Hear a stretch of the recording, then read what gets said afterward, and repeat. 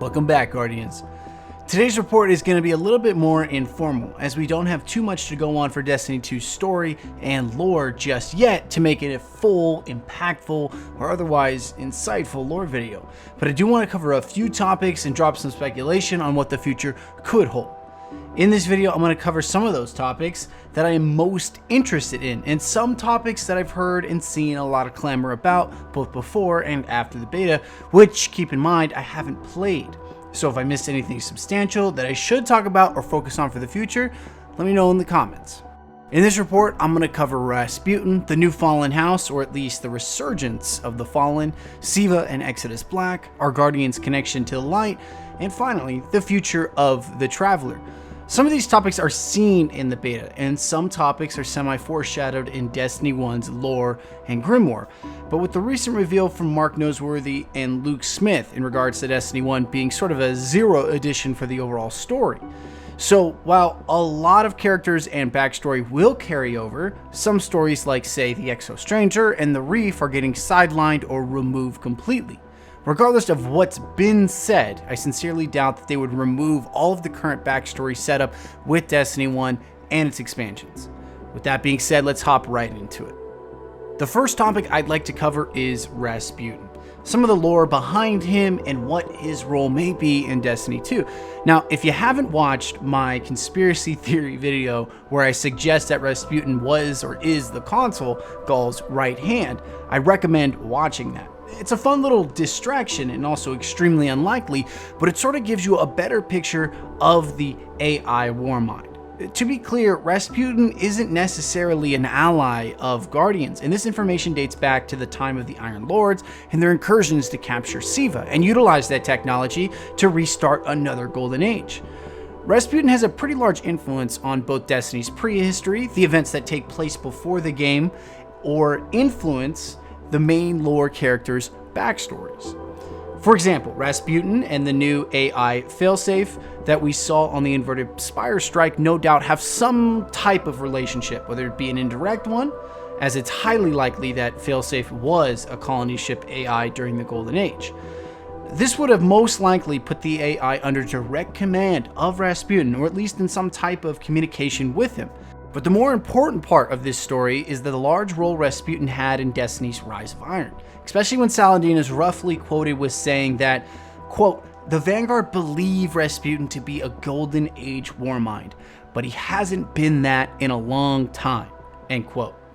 What we know of Rasputin, or at least his true potential, was most likely lost during the collapse, which unfortunately is another topic we know very little about. I personally believe that Rasputin is not an ally, or at least the version of Rasputin we see now. And it's only through retrieving his fragmented pieces can we truly make him into a valuable asset and a friendly one.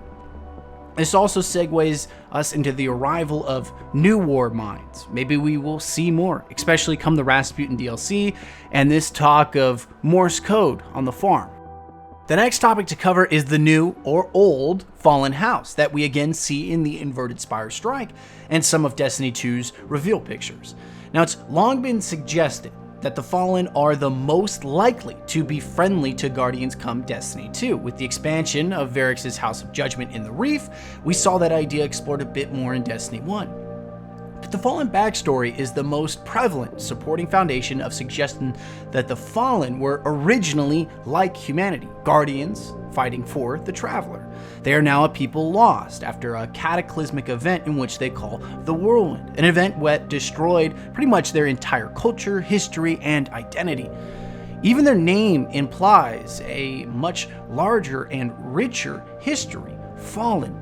Fallen from grace, or perhaps from elevated status, from what many believe were originally Guardians or the Fallen's version of the Light's defenders. But the Fallen seen in Destiny 2's reveal are likely linked to Exodus Black and SIVA, essentially meaning that whatever Fallen House this is, if it even is one, are our enemies. During the SIVA crisis, the Fallen utilized SIVA to amplify their own abilities, their physical and technological additions to their bodies. But as the story progressed, it becomes suggested more and more that SIVA has a will or mind of its own, with the words consume, enhance, replicate, spread through many of the Grimoire cards, both from SIVA nodes and from the Fallen Devil Splicers. Unfortunately, for story purposes, I don't think Bungie will reuse the Fallen/Elites becoming human allies card again, but with the story of Varix in Destiny 1, it is possible. This allows us to talk about our next topic, Exodus Black and SIVA. To explain a little bit more in detail, the Exodus program was a deep space initiative headed by Rasputin in conjunction with Clovis Bray and administered or at least influenced by the Golden Age general Chen Lan-Shu. Now, there were multiple Exodus programs, and many, if not all, of these colony ships were equipped with SIVA to ease the building of new worlds. One such potential AI, and I say potential because the evidence supports it, but we are missing direct facts, is the failsafe AI, the submind of the colony ship, potentially Exodus Black, which crashed on Nessus. But in terms of Destiny lore, some names have literal meanings, and while somewhat cliche, this one fact is often overlooked, as if names having literal meanings are something so simple it has to not be true, because it just makes too much sense. What I mean by that is that failsafe was programmed with a better version of code to both maintain SIVA and prolong the lives of the human survivors than any other AI submind, hence the name failsafe. It's often suggested that the viral tendencies of SIVA, both in the Grimoire cards and in the in-game universe, that SIVA is perhaps one of the largest threats facing humanity. And while malleable to certain users, such as the Fallen, ultimately it cannot be controlled and used as a proper force for development as it was originally intended. My hope is that Exodus Black, SIVA, and Failsafe give us valuable insight on the collapse and the Golden Age. The lore with something like a crashed colony ship is just so damn juicy that I'd be very disappointed to see if the story of Failsafe isn't further explored. But why are the Fallen still utilizing SIVA on Nessus? Hasn't the Devil Spicer threat been dealt with, which should have been the only connection the Fallen have had or could have had with SIVA? Or is this even the same Fallen house, the House of Devils? Remember that Fallen have all burned their colors and signifying armor, and this is discussed in one of the more recent Grimoire cards. It's sort of presenting the Fallen retreat from the solar system. It's going to be something that I'm going to follow incredibly closely, as the subject of the Fallen, the collapse, and SIVA are of great interest to me. The next point I'd like to discuss is the obvious shift away from the Traveler and the Light. Destiny 2 has been presented as a title, a quote, a world without light, unquote. And once again, I believe that to be very literal. While Guardians will always embody and emulate the light in physical form, acting as mortal avatars of the light's potential, we have been shifting away from the light since the Taken King. Guardians, in a way, prove that the sword logic, the religious logic and power that Oryx championed was better suited or more appropriately used in the hands of Guardians. It can even be argued that the use of Void subclasses, the story of Dredge and Yor, and the Weapons of Sorrow all support the notion that Guardians can indeed use the darkness as well as the light, even if they have dropped the term darkness. With everything we've seen thus far and how the story is being transitioned, we are dropped into a world where we will be less reliant on the Traveler, which is a good thing. It can be argued that the Traveler is the main source of all of our problems in both Destiny's prehistory and current timeline. And this shifts us into our next point. How does Gaul have the technology or ability to take our light? As we've seen in the first story mission, Homecoming, Guardians face off against a legion of Cabal, only to finally board Gaul's capital ship or flag vessel. And then the light is literally pulled from us, like a soul from a mortal coil, as if the light is more than some metaphysical force, but quite literally a power encased inside us. So it raises the question, how? How could he be able to do this? Why is this power all of a sudden so new, or at least shown? There is a Grimoire card that released during the Dark Below that discussed the fire team that accompanied Arius Marn on their doomed campaign against Crota. Now, in that card, one of the Titans was heard screaming, as if his light was being pulled from him, or seemingly so.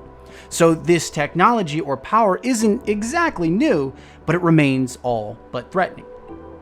We can assume, and with some pretty good judgment, that whoever the Consul is gave Gaul the direct knowledge or access to technology to be able to achieve this. Or it will be explained in Gaul's backstory that he somehow figured out how to do this. But I really like the idea of the Consul being someone we once worked with, or has influenced us, or at least has the ability to wield the light. Maybe the speaker, maybe Osiris, but hopefully it's explained in depth as we move forward. Those are the topics I'm most interested in personally, but I'd love to get your guys' thoughts on my logic. But I'd also like to know what topics and lore that you guys really want to see me cover and explain in Destiny 2. I honestly feel that after writing this, I'm getting the same feelings of curiosity that originally sparked my interest in the franchise.